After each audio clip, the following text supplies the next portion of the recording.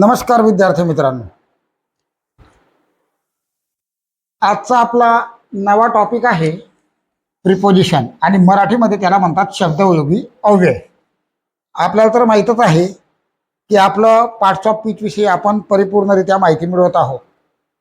पहिल्या व्हिडिओमध्ये आपण पार्ट्स ऑफ स्पीचचे 8 प्रकार पाहिले थोडक्यात, त्याच्यानंतर दुसऱ्या व्हिडिओमध्ये नाउन पाहिलं, तिसऱ्या व्हिडिओमध्ये प्रोनाउन पाहिलं, चौथ्या व्हिडिओमध्ये ॲडजेक्टिव्ह पाहिलं, पाचव्या व्हिडिओमध्ये आपण वर्ब पाहिलं, 6व्या व्हिडिओमध्ये आपण ॲडवर्ब पाहिलं आणि आता आपल्याला पार्ट्स ऑफ स्पीचवर हा आपला 7वा व्हिडिओ आहे, त्याच्यामध्ये आपण प्रिपोजिशन पाहणार आहोत।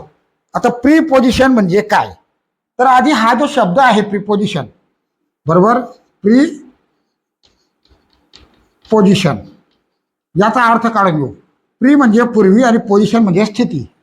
तर वस्तूची स्थिती, त्या ठिकाणी वाक्यामध्ये वस्तूची स्थिती त्याच्या पुढे वापरला जाणारा शब्द जो असतो तो म्हणजे प्रिपोजिशन असतो, बरोबर। तर वस्तूची स्थितीविषयी वर्णन केलेलं असतं, परंतु ही जी स्थिती आहे ही कशा प्रकारे दर्शवलेली असते, कशा प्रकारे शब्द जोडलेले असतात, वाक्य कशा प्रकारचे असतात ते आपल्याला समजणं गरजेचं आहे। तर या विषयाकडे न जाता आपण सरळ मुद्द्यांवर येऊ। तर बघा, आपण नाउन शिकलो आणि प्रोनाउन शिकलो, बरोबर। आपला दुसरा व्हिडिओ होता नाउनचा आणि तिसरा व्हिडिओ होता प्रोनाउनचा।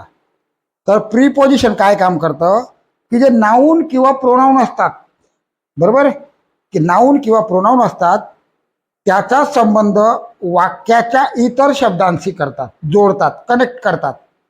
प्रिपोजिशन काय करतात, नाउन किंवा प्रोनाउन असतात तर वाक्यामधील जे इतर शब्द असतात त्यांना कनेक्ट करतात, म्हणजे वाक्य बनवतात। प्रिपोजिशन असेल तर वाक्य बनेल, प्रिपोजिशन नसेल तर वाक्य बनणार नाही। काही वेळा अशी सुद्धा परिस्थिती निर्माण होते। तर थोडक्यात एक तुम्हाला उदाहरण समजावू इच्छितो।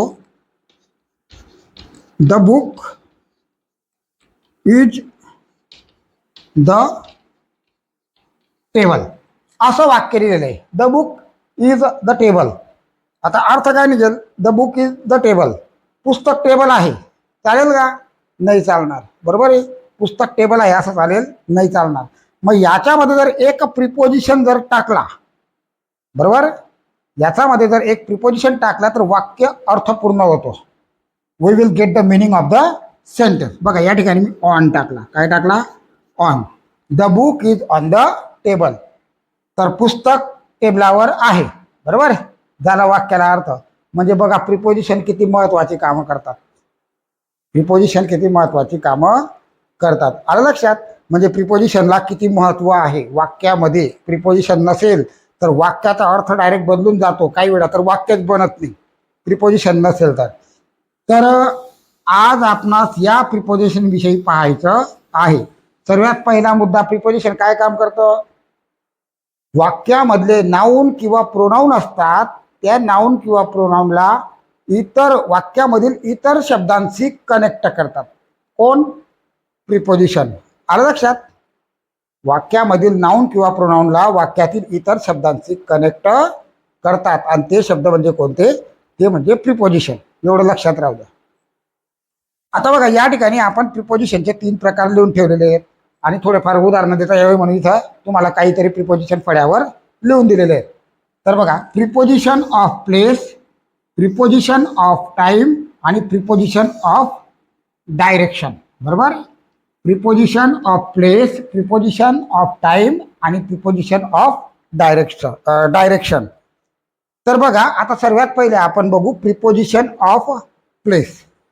प्लेस म्हणजे काय, जागा, बरोबर। प्लेस म्हणजे काय, स्थळ, बरोबर। तर प्रिपोजिशन ऑफ प्लेस, तर स्थळ दर्शवण्याचे कार्य सुद्धा प्रिपोजिशन करत असतात। काही प्रिपोजिशन असे असतात की ते स्थळ दर्शवतात। मग आता आपण उदाहरणार्थ समजून घेऊ, बरोबर। आता मी पहिले तुम्हाला एक उदाहरण दिलं होतं, the book is on the table, the book is on the table, पुस्तक टेबलावर आहे, हा ऑन इथं दिलेला आहे, बरोबर। तर हा या ठिकाणी काय करतोय, प्रिपोजिशनचे कार्य करतोय।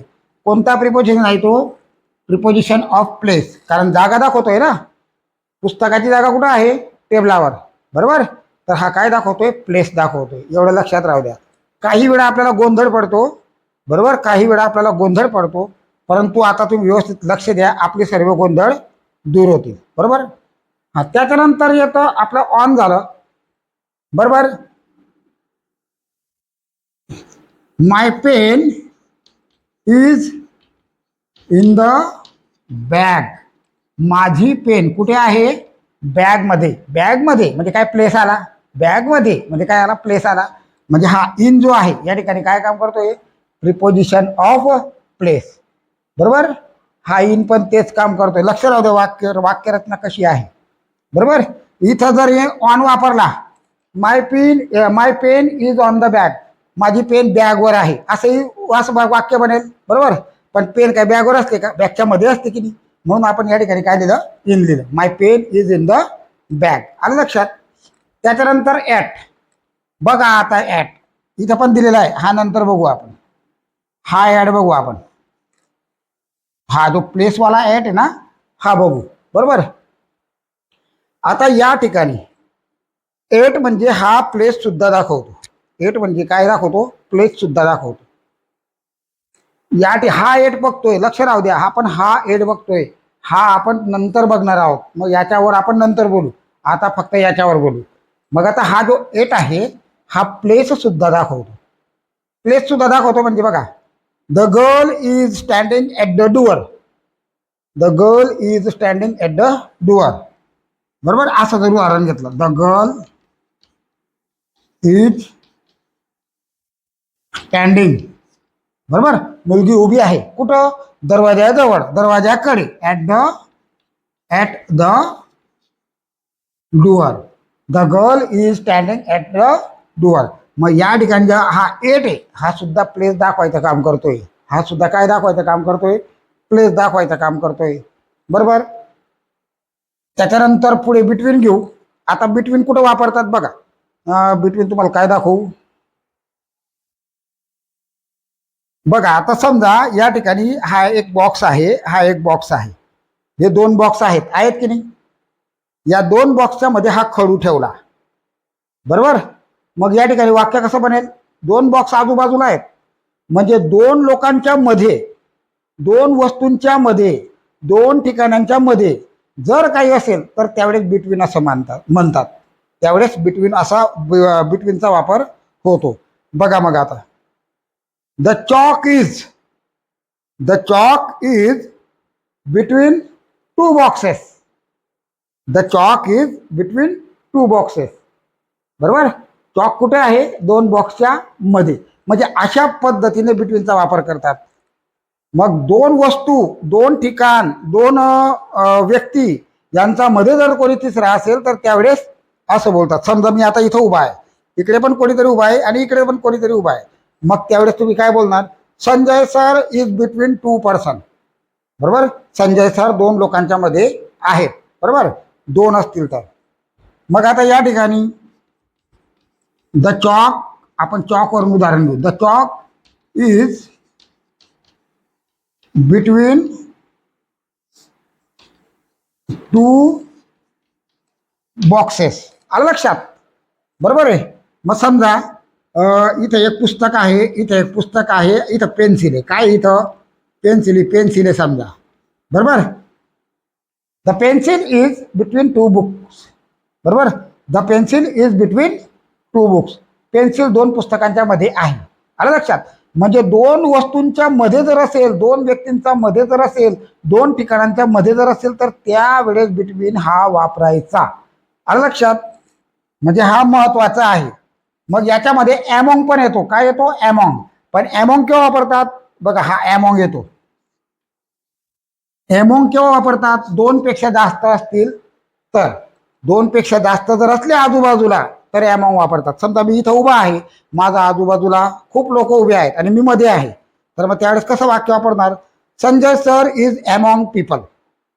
संजय सर लोकांच्या मध्ये आहेत.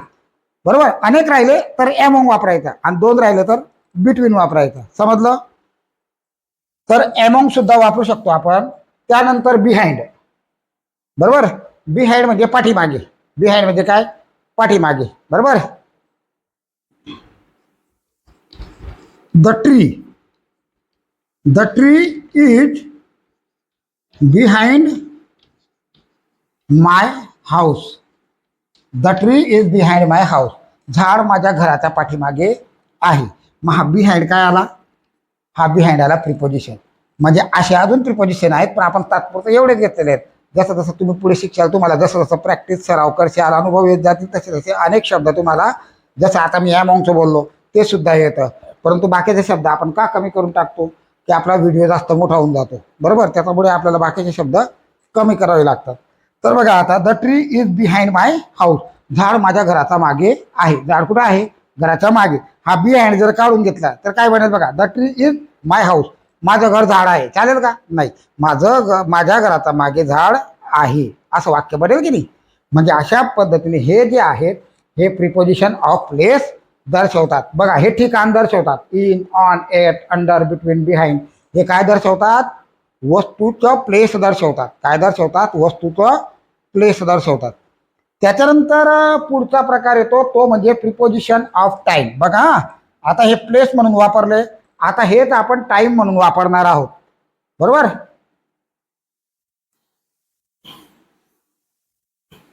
आता हेच आपण टाइम म्हणून वापरणार आहोत. बघा, प्लेस म्हणून वापरलं, आता टाइम म्हणून कसं काय वापरशाल सांगा?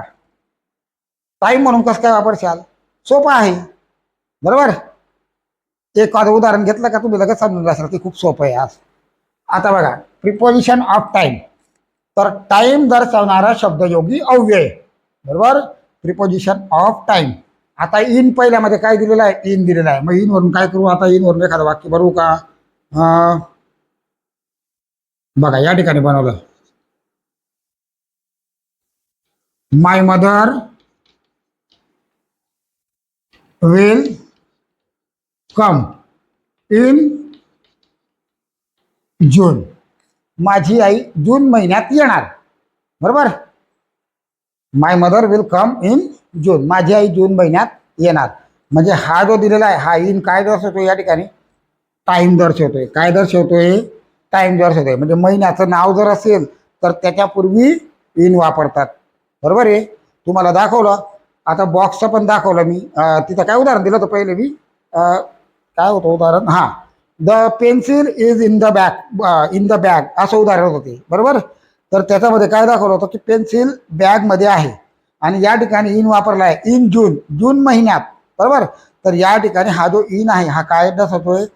टाइम दर्शवतोय. In June, in January, in May, in February अशा पद्धतीने आपण इनचा वापर करू शकतो. त्याच्यानंतर येतो ऑन, बरोबर. बघा, परत तेच वाक्य घेतो मी. माय मदर विल कम. माझी आई येणार. आता ऑन कसं काय वापरू? ऑन म्हणजे तर वर होतं. इथं पाहिलं ना आपण. ऑन म्हणजे काय होतं? वर होतं. The book is on the table असं पाहिलं ना उदाहरण. परंतु आता इथं ऑन पाहायचं आहे. काय पाहायचं आहे? टाइम बघायचा आहे. मग या ठिकाणी मी काय करेल? My mother will come on Monday, बरोबर. My mother will come on Monday. माझी आई सोमवारी येणार. बघा, सोमवारी, बरोबर. मग या ठिकाणी काय दर्शवतोय तो ऑन? तो ऑन या ठिकाणी टाइम दर्शवतोय. काय दर्शवतोय? टाइम दर्शवतोय. आलं लक्षात? इथं हा काय दर्शवत होता? वरती तो प्लेस दर्शवत होता. इथं हा काय दर्शवतोय? टाइम दर्शवतोय. बघा, महिना जर आला इन वापरला, दिवस जर आला मंडे झाला, संडे झाला, Sunday, Monday, Tuesday, Wednesday, Thursday, Friday, Saturday, बरोबर. तर त्यावेळेस ऑन हा शब्द वापरायचा, टाइम दाखवायचा असेल तर, बरोबर. त्याच्यानंतर ॲट. आता बघा, एट हा सुद्धा टाइम दर्शवतोय. हा एट जो असतो हा परफेक्ट टाइम दर्शवतो, राईट टाइम, बरोबर. पहिले आपण एट वापरला होता तेव्हा काय उदाहरण दिलं होतं? The girl is standing at the door असं उदाहरण आता दिलं होतं मी थोड्या वेळापूर्वी, बरोबर. आता त्यावेळेस ॲटचा वापर आपण स्थळ म्हणून केला होता. काय म्हणून केला होता? स्थळ म्हणून केला होता. या ठिकाणी आपण ॲटचा वापर टाइमसाठी करणार आहोत. काय? वेळसाठी. मग बघा, बघा हेच वाक्य घेतो तुम्हाला म्हणजे लवकर समजेल. My mother will come at. My mother will come at 5 PM. माझी आई 5 वाजता येणार, बरोबर.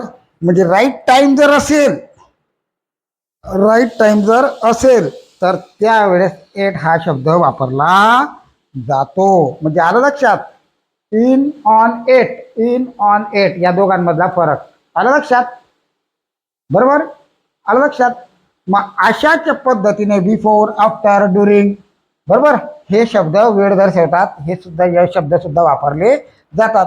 याच्यावर आपण जास्तीत जास्त सराव करायचा म्हणजे आपल्याला बरोबर समजेल. आता जर आपण ते शिकवायला गेलो तर आपला व्हिडिओ मोठा होऊन जातो. तर तुम्ही सराव करायचा, सोपं आहे ते वाक्य. तर आलं मग हे लक्षात, इन ऑन एटचा फरक काय पडला. बरोबर. नंतर बिफोर, बिफोर सुद्धा वेळ दर्शवण्यासाठी वापरतो. आफ्टर सुद्धा वेळ दर्शवण्यासाठी वापरतो. ड्युरिंग सुद्धा वेळ दर्शवण्यासाठी वापरतो. बघा इथं समजा बिफोर वापरायचा आहे, मी तुम्हाला बिफोर वापरून दाखवू का. My mother will come before, before 5 PM झालं. My mother will come before 5 PM. माझी आई 5 वाजण्यापूर्वी येणार. बरोबर. My mother will come before Monday. माझी आई सोमवारपूर्वी येणार. बरोबर. My mother will come before June. माझी आई जूनच्या पहिले येणार. आणि आफ्टर जर लावलं तर नंतर येणार, जून नंतर. आफ्टर जून, जून नंतर. आफ्टर मंडे, सोमवार नंतर. आफ्टर 5 PM, 5 वाजेनंतर. झाला. म्हणजे लगेच आपलं वाक्य तयार होऊन जातं. वाक्याच्या अर्थाप्रमाणे आपल्याला हे लावायचंय. वाक्याचा जसा अर्थ असेल त्याप्रमाणे आपल्याला ते लावायचं आहे. ही गोष्ट लक्षात राहू द्यायची. समजलं. मग प्रिपोजिशन ऑफ टाइम. त्याच्यानंतर आपण बघू प्रिपोजिशन ऑफ डायरेक्शन. डायरेक्शन म्हणजे काय, दिशा. बरोबर. तर याचं 1-2 उदाहरण घेऊन घेतो आपण. नंतर थोडंफार अजून वेगळं काहीतरी तुम्हाला थोडं समजावायचं आहे. तर डायरेक्शन म्हणजे दिशा. तर तुम्हाला माहिती आहे मी इकडे चाललो. बरोबर. तर त्या दिशा आहे ना, तिकडे चाललो असं. मग आपण म्हणतो नाही का, आय एम गोईंग. बरोबर. आय एम गोईंग, मी जात आहे. कुठे जात आहे, सोपं वाक्य आहे, to school. I am going to school. हा टू बनवून काय वापरला इथं, दिशा दाखवण्याची. मी शाळेत चाललो आहे. शाळेत, शाळा नाही, मी शाळा चाललोय असं आहे का, नाही, शाळेत. बरोबर की मराठीमध्ये मी शाळेत जात आहे. बरोबर. मग या ठिकाणी हा टू काय दर्शवतोय, डायरेक्शन दर्शवतोय. बरोबर, आलं लक्षात. त्याच्यानंतर into. I am going into the garden. I am going into the garden. मी गार्डन मध्ये जात आहे. आता तुम्ही विचार करणार की बॉस सरांनी इन टू वापरलेला आहे, तर ते तुम्हाला हे शिकवलं गेलं ते समजवतो. बघा मी आता हा गार्डन आहे समोर, मी जातोय म्हणजे मी जात आहे, एंट्री करत आहे गार्डन मध्ये, बाहेरून आत जात आहे. त्यावेळेस त्याला इन टू वापरले जातात. त्यावेळेस इन टू वापरतात. बाहेरून जात असणार त्यावेळेस. बरोबर. काय वापरतात, इन टू वापरतात. I am going into the garden. समजा तुम्ही शाळेत गेले, शाळेत गेल्यावर वर्गात घुसायचंय, मग काय म्हणणार तुम्ही, I am going into the classroom. मी वर्गात जात आहे. बरोबर. अशा पद्धतीने. तर हा इन टू आणि हा इन याचा काय फरक आहे ते तुम्हाला आता थोड्या वेळात समजवतो मी. आलं लक्षात. I am going into the garden, मी गार्डन मध्ये जात आहे. जात आहे, क्रिया चालू आहे. बरोबर. त्याच्यानंतर टवार्ड्स. टवार्ड्स म्हणजे त्या दिशेकडे. I am going toward the garden, मी गार्डनकडे जात आहे. बरोबर. त्यानंतर थ्रू.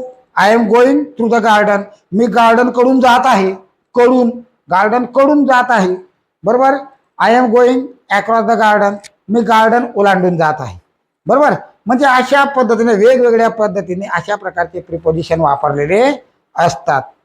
अजून भरपूर प्रिपोजिशन असतात, ते पण आपल्याला बघायचे असतात. ते पण जर त्याच्यावर तयारी केली, सराव महत्वाचा असतो. सगळ्यात महत्वाचं सराव जर केलं तरच समजतं. सराव केलं तर मग काही नाही, किती चांगलं शिकवा, किती व्हिडिओ पहा, काही फायदा नाही. सराव महत्वाचा असतो. सराव करशाल तर फायदा होईल. हा चला, मी तुम्हाला काय बोललो, इन आणि इन टू मधला फरक. आता हा इन आणि हा इन समजला तुम्हाला. हा कोणता इन आहे, इन द बॉक्स. बरोबर. हा इन. हा कोणता इन आहे, हा कोणता इन होता, इन जानेवारी. बरोबर. मग हा इंटू कोणता आहे, हा इंटू हा कोणता आहे याला आपल्याला बघायचंय. बघा आता मित्रांनो, जर वस्तू आधीपासून आत असेल, जर वस्तू आधीपासून आत असेल, तुम्हाला उदाहरण म्हणून दाखवतो मी. समजा माझ्याकडे हा बॉक्स आहे, हा खडू त्याच्यामध्ये आहे, बरोबर.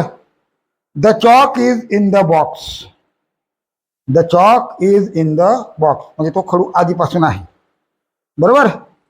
परंतु हा खडू जर असा जात असेल, the chalk is into the box, हालचाल करत जात असेल तर, बरोबर.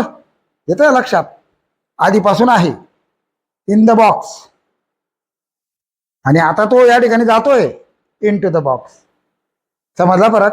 हालचाल करत आत म्हणजे इन टू द आणि आधीपासूनच आत म्हणजे काय इन. मग बघा समजा आता एक विद्यार्थी गार्डन मध्ये खेळतोय, गार्डनच्या मध्ये आहे. The boy is in the garden. The boy is in the garden. एक मुलगा गार्डन मध्ये जात आहे. एक मुलगा गार्डन मध्ये ऑलरेडी आहे. मग the boy is in the garden, बरोबर. आणि एक मुलगा गार्डन मध्ये जात आहे. मग काय द बॉय इज गोईंग, बरोबर. एक क्रिया घेऊन घेतली आपण, going into the garden. मुलगा गार्डन मध्ये जात आहे. या ठिकाणी इन टू द वापरला म्हणजे असा जात आहे ना तो, बरोबर आहे की नाही. म्हणून त्या ठिकाणी काय वापरला आपण, इन टू वापरला. आलं लक्षात. समजला इन आणि इन टूचा फरक. हा आणि इन आणि हा इनचा अर्थ समजला. इथं वापर कसा होतो, हा स्थळ दर्शवतो आणि हा महिना दर्शवतो, बरोबर आहे. हा वेळ दर्शवतो आणि हा इन टू काय दर्शवतोय, डायरेक्शन दर्शवतोय. पण इन आणि इन टू मध्ये खूप फरक आहे, एवढं लक्षात राहतं. त्याच्यानंतर आता समजा या ठिकाणी या ठिकाणी काय आहे, एक पुस्तक आहे.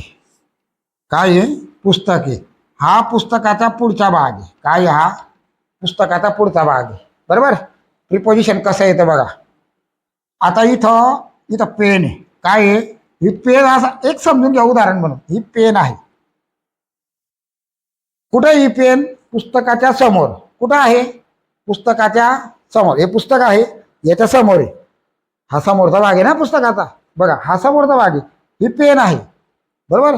The pen is in front of the book. The pen is in front of the book. Pen पुस्तकाच्या समोर आहे. समजा माझं घर आहे, माझ्या घराचा पुढचं दार आहे, त्याच्या समोर एखादं झाड आहे. घराच्या समोर एखादं झाड आहे. मग मी काय बोलेल, the tree is in front of my house. The tree is in front of my house. झाड माझ्या घरासमोर आहे. परंतु समजा झाड पुढे नाहीये, मागे आहे. पेन इथं नाहीये, इथं आहे, बरोबर. पेन कुठे आहे, इथं आहे. इथं होतं तेव्हा काय वापरला होता, समोर होती तेव्हा इन फ्रंट ऑफ. आता मागे काय वापरणार, बिहाइंड, बरोबर. मागे तर काय वापरणार, behind. The pen is behind the book. Pen पुस्तकाच्या मागे आहे. समजा झाड माझ्या घराच्या मागे आहे, मग मी काय म्हणेन, the tree is behind my house. झाड माझ्या घराच्या मागे आहे, बरोबर. समजा मागे नाहीये, समजा मागे नाही, इथं आहे बाजूला, इथं किंवा इथं, राईट असो किंवा लेफ्ट असो, बरोबर, बाजूला आहे, राईट किंवा लेफ्ट, XYZ. तर मग त्यावेळेस काय होईल, बिसाइड. काय होईल, बिसाइड. बिसाइड म्हणजे बाजूला. The pen is beside the house. I mean the pen is beside the book. Pen पुस्तकाच्या बाजूला आहे. समजा झाड माझ्या घराच्या बाजूला असेल, the tree is beside my house. झाड माझ्या घराच्या बाजूला आहे. अशा पद्धतीने. आलं का लक्षात. या गोष्टी लक्षात राहू द्यायच्या. या छोट्या छोट्या गोष्टी फार महत्वाच्या आहेत. आणि ही पेन जरी तर पुस्तकावर ठेवली, ही पेन जरी तर पुस्तकावर ठेवली, the pen is on the books. ही पेन जर पुस्तकाच्या खाली ठेवली, हे पुस्तक आहे याच्या खाली जर राहिली, the pen is under the book, बरोबर. अशा पद्धतीने प्रिपोजिशनचा वाक्यांमध्ये वापर केला जातो. याला सराव करावा लागतो. मी परत एक वेळा सांगतो, प्रॅक्टिस शिवाय मार्ग नसतो. छोटा मोठा प्रॅक्टिस करत बसायचे, छोटे मोठे वाक्य बनवायचे. असं इन कुठे वापरायचा, हेट कुठे वापरायचा, बिहाइंड कुठे वापरायचा, नेक्स्ट कुठे वापरायचा, बिसाइड कुठे वापरायचा, ऑन कुठे वापरायचा. अशा पद्धतीने छोटे मोठे वाक्य बनवायचे असतात, ते बनवणार तरच आपल्याला समजतं. आलं का लक्षात? तर अशा पद्धतीने आपण आज प्रिपोजिशन विषयी माहिती मिळवली. अशा पद्धतीने आज आपण प्रिपोजिशन विषयी माहिती मिळवली. प्रिपोजिशन भरपूर असतात, त्याच्यावर व्यवस्थित जर सराव केला तर आपल्याला सर्व प्रिपोजिशन व्यवस्थितपणे सोडवता येतात. तर हे जेवढे प्रिपोजिशन आपण आज पाहिले त्याच्यावर तुम्ही सराव करा. अजून काही प्रिपोजिशन उरलेले असतील तर तेही पुस्तकातून घ्यायची आणि त्यांचाही वापर करून सराव करायचा. नुसतं व्हिडिओ पाहिल्याने समजत नाही, त्याच्यावर सराव करणं गरजेचं असतं. आलं लक्षात? तर या ठिकाणी आपण 3 प्रकार पाहिले: preposition of place, preposition of time, preposition of direction. बरोबर? तर हे तिन्ही प्रिपोजिशन घ्यायचे. अजून इथं भरपूर प्रिपोजिशन असतात. ते म्हणजे आपण पुस्तकात पाहिलं का आपल्याला सापडून जातात, तर त्याच्यावर सराव करायचा. आपण जर सगळेच घ्यायला गेलो तर आपले हे व्हिडिओ मोठे बनतात. बरोबर? त्याच्यामुळे आपले व्हिडिओ छोटे बनायला पाहिजे, यासाठी आपले प्रयत्न असतात की जेवढं लवकरात लवकर आपल्याला समजवता येईल तेवढा लवकर आपण समजवण्यासाठी प्रयत्न करत असतो. आलं लक्षात? तर पुढच्या पिरियडमध्ये पुढच्या व्हिडिओमध्ये आपण कंजक्शन घेऊन येणार आहोत. मग तोपर्यंत आपण हा व्हिडिओ व्यवस्थित बघावा. एक वेळा समजला नसेल तर 2 वेळा पाहावा. बरोबर? 2 वेळा नाही समजला 3 वेळा बघा, परंतु व्हिडिओ व्यवस्थितपणे बघा, शांततेपूर्वक बघा, विचार करून बघा आणि त्यानंतर याच्यावर जास्तीत जास्त सराव करा. आजच्या दिवस आपण एवढंच या ठिकाणी आता थांबतो आणि पुढच्या व्हिडिओला मात्र आपण कंजक्शन घेऊन येणार आहोत. तोपर्यंत आपण याच्यावर व्यवस्थित तयारी करावी. खूप खूप धन्यवाद.